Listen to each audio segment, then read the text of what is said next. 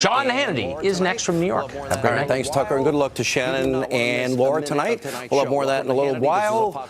You do not want to miss a minute of tonight's show. Welcome to Hannity. This is a Fox News Alert.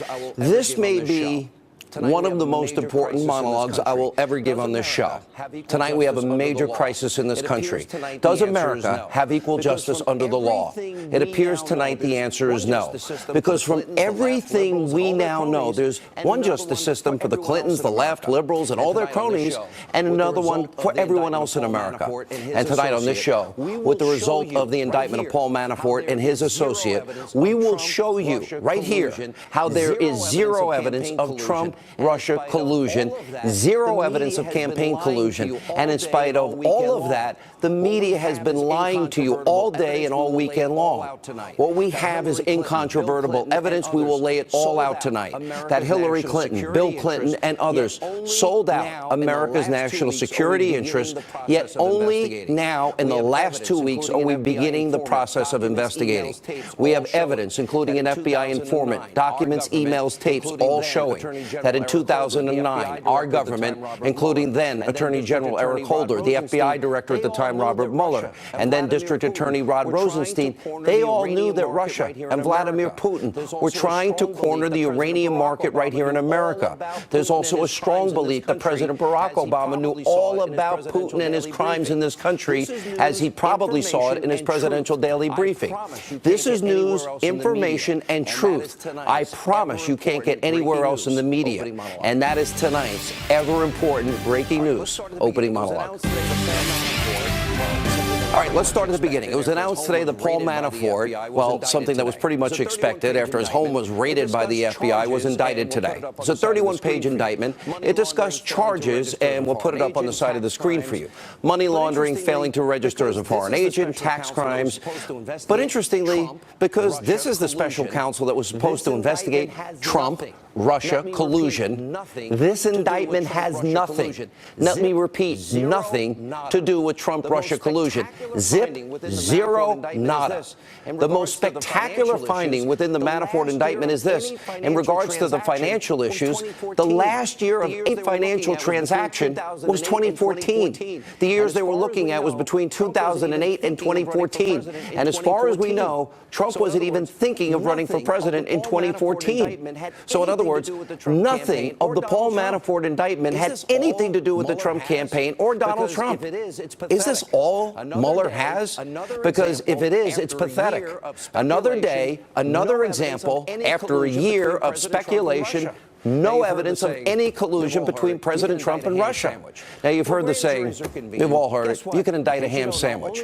Well, grand juries are convened. Guess what? In case you don't know, only the prosecution gets to present evidence. The defense gets zero opportunity whatsoever to present their case.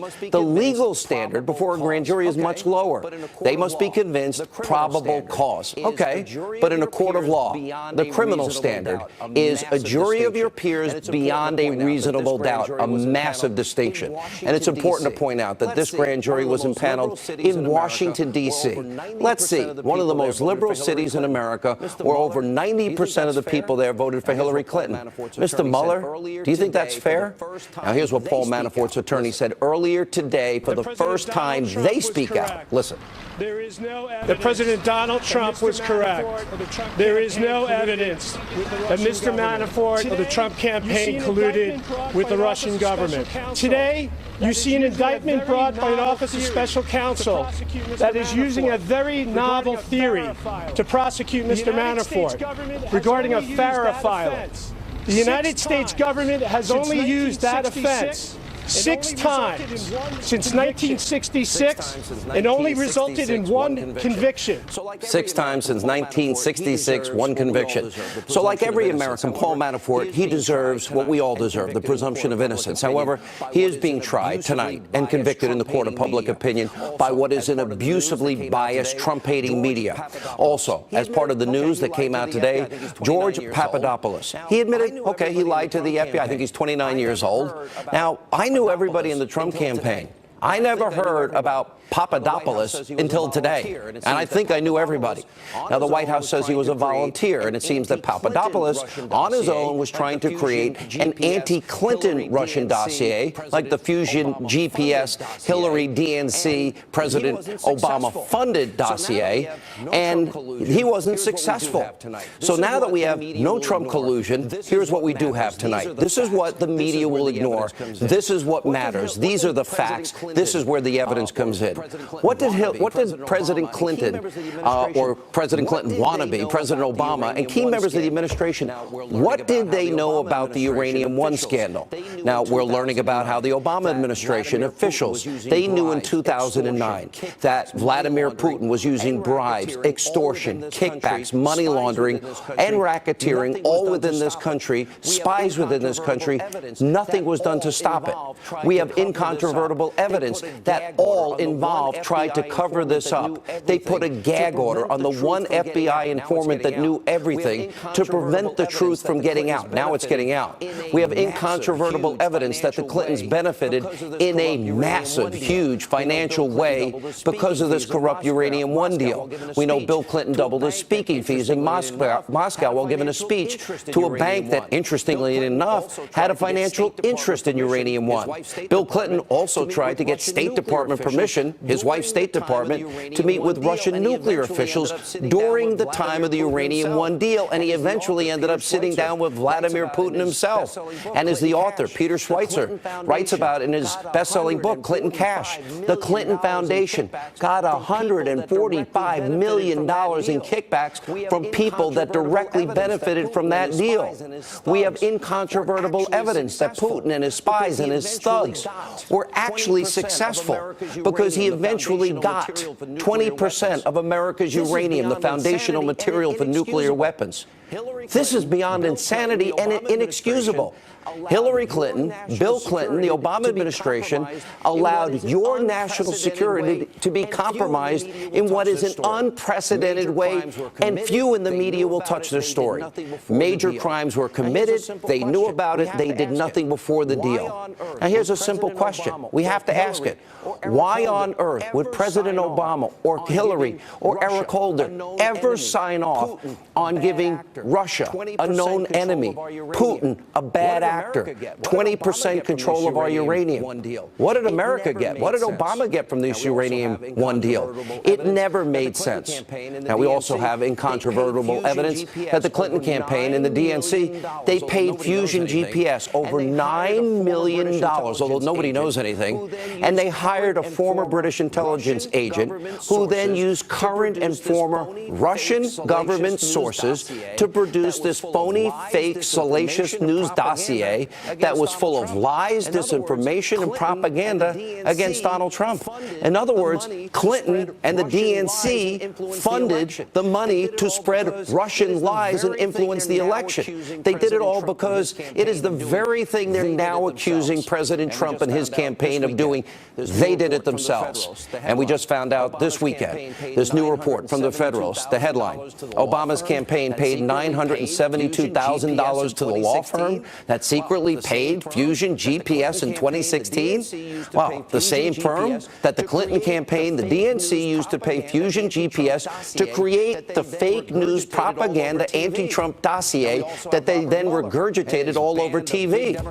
Now, we also have Robert Mueller and his band of big Democratic donors that work for him now, supposedly investigating Trump-Russia collusion. And as I predicted right here on this show, there is still no evidence this ever happened. None. Now, former, current, and top Democrats have all said the same thing. Smoke, but no fire. Smoke, but no fire. Watch this. Between the Russians and the Trump campaign. Have you seen anything that suggests any collusion between the Russians and the Trump campaign? There's an awful lot of smoke there, let's put it that way. Well, there's an awful lot of smoke there, let's put it that way. People that might have said they were involved, to what extent they were involved, to what extent the president might have known about these people or whatever.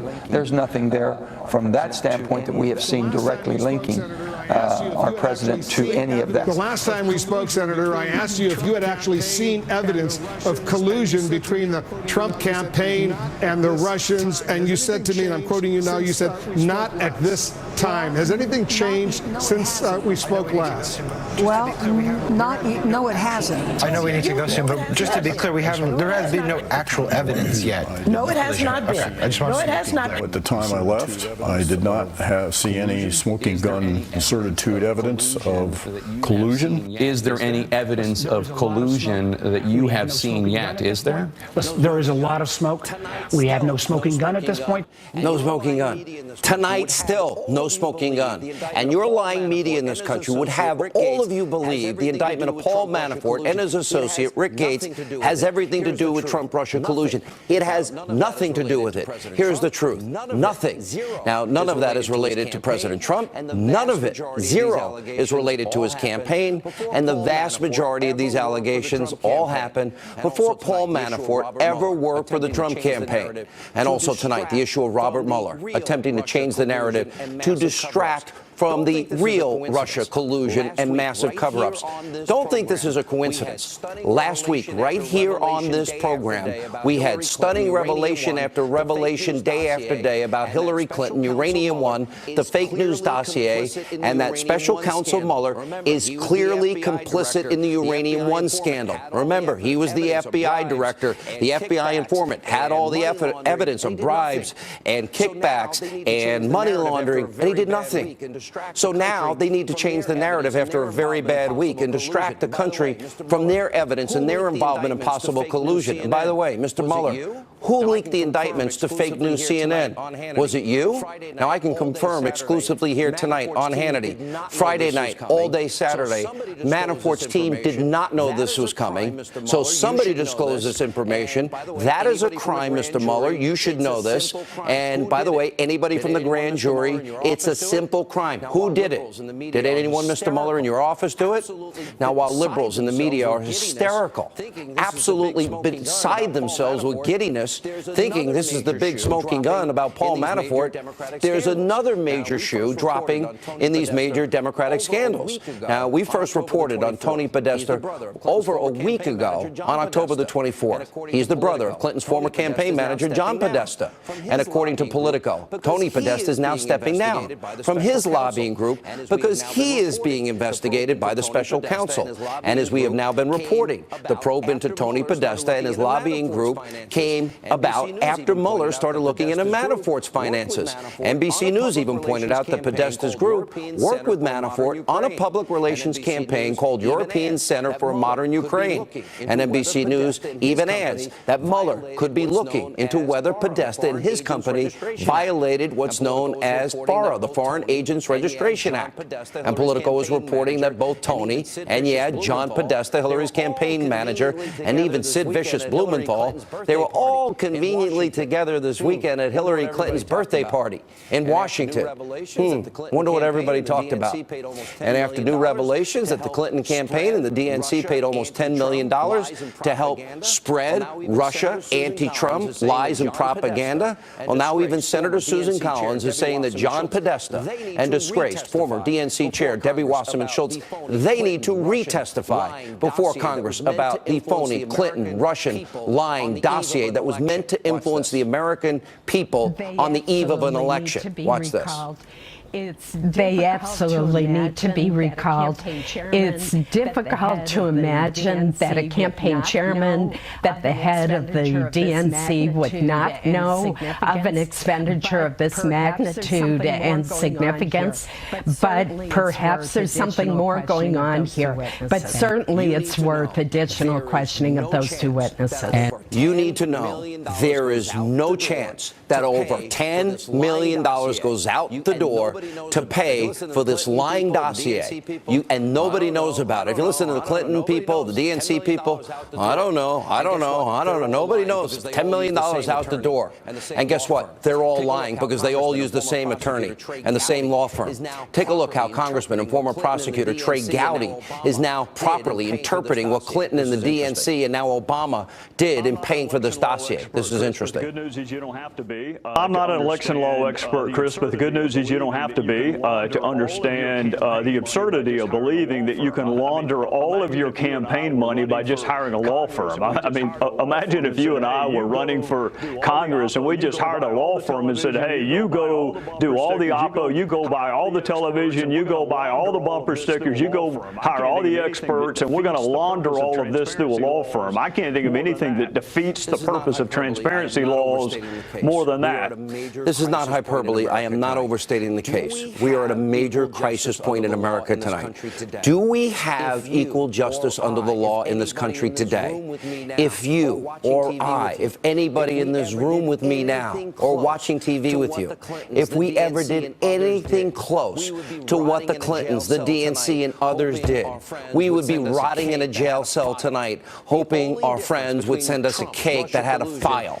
The only difference between Trump, Russia collusion is that we have the evidence, and after a year of black helicopter conspiracy theories, they have none.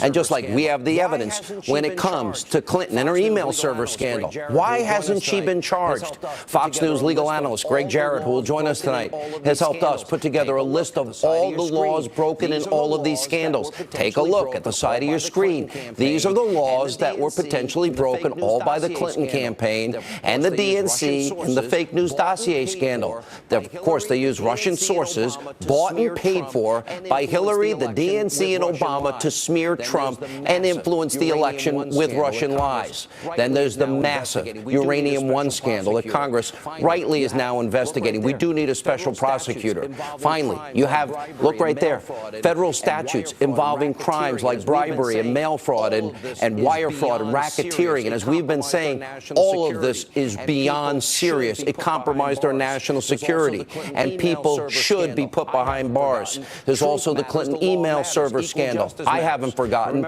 Truth matters. The law matters. Equal justice matters. Remember, she had secret, top secret, special access program, classified information on a server stored in the bathroom of a mom and pop shop. Her team also deleted over 33,000 subpoenaed emails using bleach-bitten, acid wash, smashing Blackberries and other devices with a hammer, removing the SIM cards before giving the mobile devices to the FBI. That's called obstruction of justice. That's a felony.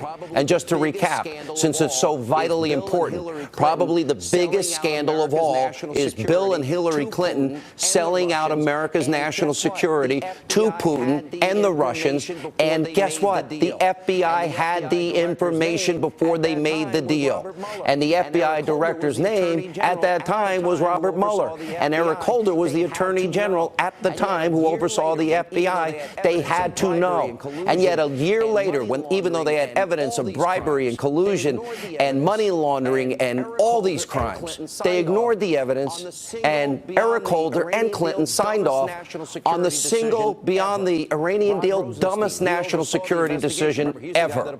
Rod Rosenstein, he oversaw the investigation. Remember, he's the guy that appointed Mueller on a local level while he was serving as a U.S. attorney for Maryland. He appointed Mueller to be the special counsel here. This is beyond incestuous. What about investigating their roles in Russia? Hillary Clinton's State Department, Eric Holder, signed off on the deal a year later, knowing that Putin's, what his intentions were to corner the uranium market. Bill Clinton makes a fortune, doubles his speaking fees, paid with a check from a bank that has a financial interest in Uranium One. He tried to get his wife meetings with Russian nuclear officials for him, but he met with Putin instead. That was in 2009. Then in 2010, Putin gets everything he wants, in spite of all the evidence of his spies, his agents committing crimes in this country. And as we mentioned earlier, between Fusion GPS, between Uranium One, we have evidence of real Russian collusion. America tonight is at a crisis point. Will we have equal justice under the law, or will America just be a banana republic, corrupt at its core? That is what is at stake tonight, and that is what the corrupt media will never tell you, because the media is part of the corruption that is the sewer, that is the swamp, that is Washington, D.C. So tonight, America has a choice. We can have equal justice for everyone, or we can live in a country where if you have the right politics, you stand for the right left-wing positions, you can sell out your country and you can get away with it. Guess what? This program is dedicated to the truth. We will get to the bottom of all of this. Joining us now, he is the Chief Counsel for the American Center for Law and Justice. He's also one of the President's attorneys, exclusive tonight, Jay Sekulow. Let me start with a simple question, your take on all of this. Well, it's not surprising that there was an indictment that came down in Paul Manafort's situation, because that had been anticipated for a number of weeks. I mean, it had been speculated in the press. You had the no-knock search of his house, which raises a whole host of constitutional issues. And then when you look at the context of the indictment and you read through it, you realize that the basis upon which the indictment is rendered has nothing to do with the campaign or campaign activities of the president, but rather involves business transactions and activities that Paul Manafort was allegedly engaged in his business going back to 2006. So you have to look at these issues and on the basis of the documents that have been produced. And the document that's been produced right now is the indictment. And as I said, that indictment focuses in on the business activities and corporate activities of Paul Manafort's and not focus in on at all with regard to the campaign or campaign activities of the president. So I think that's a big takeaway from this when you look at the nature and the scope of the fact that it's been known for a number of weeks that Paul Manafort was a principal target of this. So again, not surprising. Surprising that there was a leak of a sealed indictment, however, or at least that's what CNN was reporting. Well, I don't know. I mean, this idea that an indictment would be that sealed, number one, would be leaked is a crime in and of itself. And, I don't know who was responsible for leaking it. I just know that it was reported, and as you reported, that I guess Paul Manafort's lawyers did not know until late yesterday, evidently, that they were the subject of that indictment. So, again, that raises another issue. And why in the world would there be a leak of an indictment, especially an indictment that's sealed? I mean, why do you seal an indictment? They were concerned about flight risks. There's a list in the Department of Justice manual. Yeah. All right. So the media's going obsessed. I knew everybody in the Trump campaign. You know how active I was in the campaign, invested I was, and the media was ready to say Hannity's wrong and his career is over. It didn't happen. My obituary was written. Papadopoulos. I never heard of him. I'm told he's a volunteer. He's 29 years old. Maybe worked for Mueller from July on. I never heard of the guy until today. Thoughts? Yeah. So here's what I know. I don't know him either. I do know this, that based on the reports that I've seen, that he was part of a committee, a foreign affairs committee, that are typical with this. Was during the campaign season. These campaigns have a lot of committees, and there's a lot of people on these committees. They generally do advisory work, but they're not paid staffers. It's not a organized structure as you would think of for instance, within the State Department. This was a volunteer, and what he did or did not do is also interesting in the document, because what did he get charged for? Did he get charged for contacting some professor that was supposedly Russian? That's at least the allegation in the documents, his plea agreement that he signed. No, what he got charged with was lying to a federal agent when asked a question about the timing of those meetings and whether he was a member of this committee. That suggested that he said no, and nobody knew who the guy was. Yeah, but again, this is the FBI didn't, or the special counsel didn't indict here for his conversation that he had with purportedly someone that had some Russia affiliation, this professor. But they indicted him for what, or plead him for what? That was lying under oath to an agent. Right. Jay, which is 18 U.S.C. 1001. All right, thanks, Sean. All right, Jay, appreciate it. Stay with us this hour. Literally, we have so much ground to cover. It's changing by the minute. We have a powerful lineup. Newt Gingrich next, Sebastian Gorka, Greg Jarrett, all here. And during this commercial break, go to my Twitter page, @SeanHannity. We want to hear from you. Do you think equal justice under the law is at risk? Tell us what you think. Welcome back to Hannity here now with reaction to our opening monologue. All this breaking news out of Washington. The author of the best-selling book, Vengeance, former Speaker of the House, Fox News contributor Newt Gingrich. The most amazing thing here, is this is supposed to be a special counsel on Trump-Russia collusion. The big indictment today. Well, announced and leaked Friday, but announced today. Paul Manafort. Mr. Speaker, 31 pages, no Trump, Russia, collusion, zero. But all these other issues I am talking about, the Fusion GPS dossier, the Uranium One deal, we have a boatload of evidence. Well, first of all, what's your take? The United States Congress should open an investigation. The United States Congress should open an investigation to protect the rights of Americans. You have an out-of-control prosecutor who was supposed to be looking into Russian collusion, who, think about this, Paul Manafort voluntarily showed up today, walked in, turned himself over, is not a threat to the public, was not a threat to flee, yet this summer, the Justice Department broke into his house at 5 o'clock in the morning, caught he and his wife in their pajamas. You know, I mean, you have to say to yourself, this is the most grotesque abuse. And then you look at, as you pointed out earlier, a 29-year-old who is now pled guilty to what? To having said the wrong thing to the FBI, having factually been wrong. He clearly lied. Would you like to go back and look at the Clinton staff, John Podesta? Notice that even the Susan Collins tonight, Senator Collins, said he's going to have to come back and testify, implying, I think, they did not tell the truth. You go back and look at all the people who've been lying, and we finally get down to a 29-year-old guy. Not that they convicted him of doing anything wrong in the meeting with the Russians, but he gave the FBI the wrong date. Now, I think this thing is going to grow into a bigger and bigger and bigger scandal, and at the center of it is a corrupt Justice Department whose professional staff was totally in the tank for Hillary Clinton and has been grotesquely abusing its power. You know, here's the thing that I can't get. Can you think of any reason on God's green earth that Barack Obama, Hillary, putting aside all the evidence that we now know they had, that Vladimir Putin had agents in America, bribing, extorting, money laundering, racketeering, they knew in 2009. Holder knew it, Mueller had to know it, Rosenstein knew it, the two guys in particular in this case. Why would Hillary or Obama, just on the surface of it, why would you ever give a hostile regime and a bad actor, Vladimir Putin in Russia, 20% of our uranium? And that's what he set out for? And we knew he set out and he was committing crimes to get there.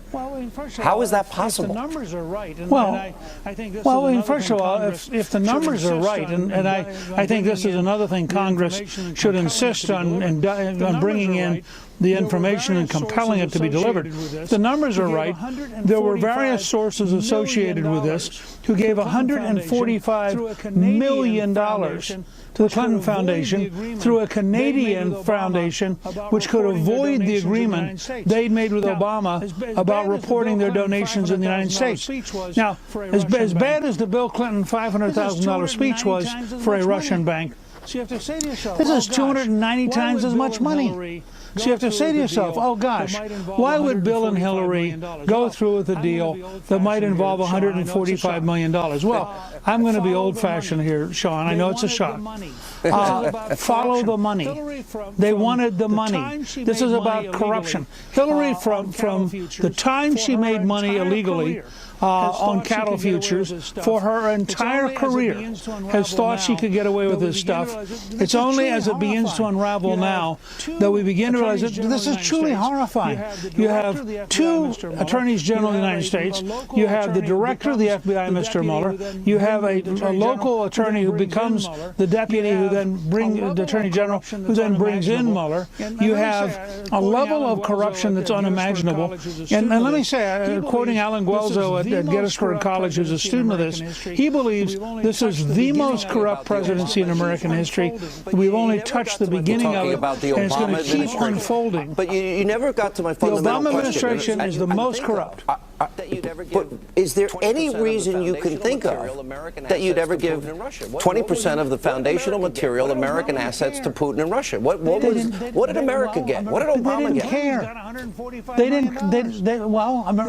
The Clintons got $145 $145 million. They didn't care. Remember, Obama is the president who said to the then Russian President Medvedev, let us get, and was caught on camera, let us get through the election, and then we can be a lot more generous to you. I mean, why would you think that these guys who are Looney Tune liberals, who have no idea of the real world, would have worried about giving Putin uranium? They were out of touch with reality. They're still out of touch with reality. I got to ask you about Trump. That's just a fact. I got to ask you about the Fusion GPS story. I got to ask you about how corrupt the media is, and also you won't believe what Hillary Clinton said about our coverage, about this show, of her scandals. I would have much preferred to have come to the dinner tonight from a slightly closer residence. But it does strike me that in the last few days, at least Fox News seems to think that's where I live in the White House. Because they spend a disproportionate amount of their time talking about impeaching me. So, look, if they want to make a trade, I'd be more than willing. No, we're just pointing out potential crimes and corruption that you have had, and we believe in equal justice under the law. And what you did was inexplicable, Hillary. That was her over the weekend, once again attacking Fox News and obviously us, because we dare to tell the truth about the scandal surrounding her. We want equal justice under the law. We continue more. Former Speaker of the House, Newt Gingrich. All right, the very thing they have been accusing President Trump and his campaign of, no evidence after a year, we now know they're guilty of. We now know that Clinton's campaign, the DNC, and now we learned over the weekend Barack Obama, about $10 million, over $10 million of money spent to a law firm, they all use the same law firm, to funnel money to this Christopher Steele that gets phony information from Russia, this salacious dossier using Russian sources to influence Americans in the last election.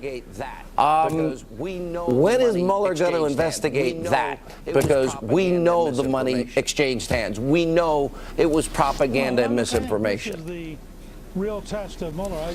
Well, look, I think this is the real test of Mueller. Early on, I said I thought he had a record for being honorable. I frankly withdrew that after looking at who he was hiring, how he was operating, what he was doing. It's going to be fascinating to see this. My newsletter tomorrow at Gingrich Productions. I've been telling people, when you surround yourself with only Obama, Clinton donors, no Trump donors, and you look at the Manafort thing, and it's so far removed from his original mission, which was to look at Trump-Russia collusion, I've been telling people he wants to use Manafort, squeeze him in the hopes he wants to take down Trump. Tell me I'm crazy. My point is, now we have a chance. No, I don't disagree with you. My point is, now we have a chance for Mueller to prove he really is nonpartisan. He really is above. Don't believe it. And it's easy. First he goes. I didn't say I believe it either. I said he has a chance to prove it. Yes, sir. He goes after Tony Podesta. Then he goes after Tony's brother John. Then he goes down the list of the Clinton people. I mean, if he's prepared to be genuinely open and to really go after the Clinton case, then here's what I found. As I was thinking about this during the commercial break, the most sobering thing about this entire unbelievable scandal is if she had won, none of this would be coming out. They would have continued think about it. They would have covered it up. They would have continued to corrupt the FBI. They would have continued to corrupt the Justice Department.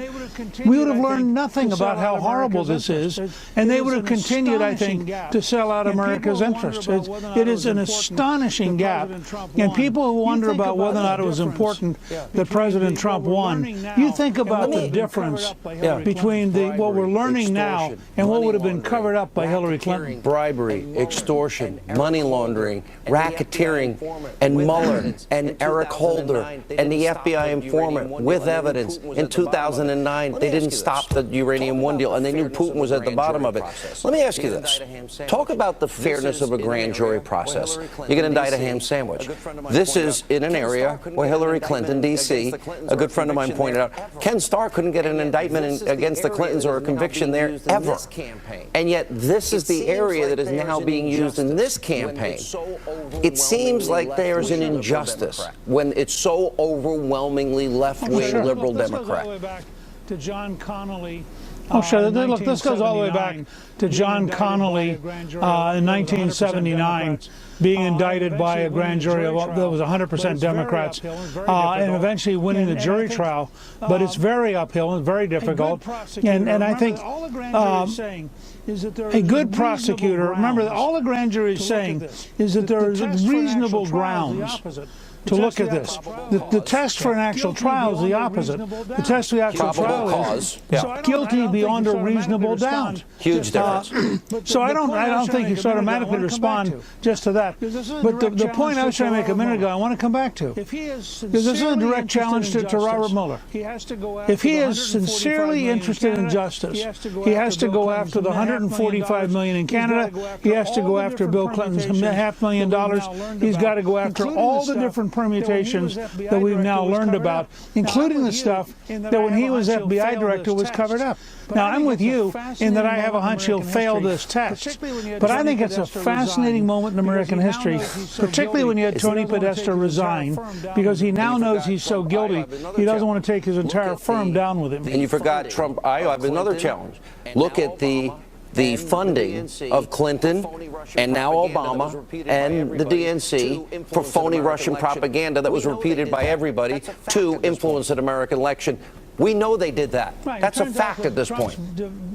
The definition of right, it turns out that Trump's the definition of fake news. I'm not sure how you say it in Russian. Proof there was fake news. You now have, absolute proof there was fake news, cheerfully carried up by several of the networks in the New York Times, and it was false. In fact, I'd be fascinated to see if any major elite news media goes back and looks at how much they were duped.